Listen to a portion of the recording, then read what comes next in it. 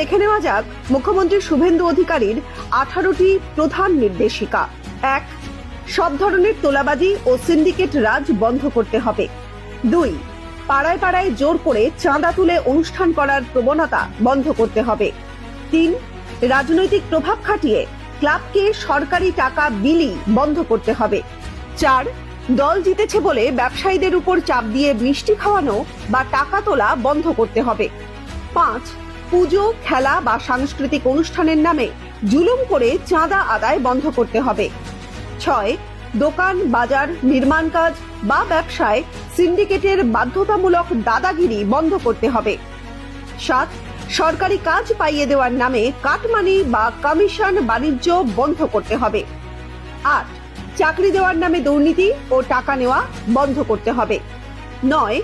সাধারণ মানুষের জমি দখল ও বেআইনি প্রভাব খাটানো বন্ধ করতে হবে। 10.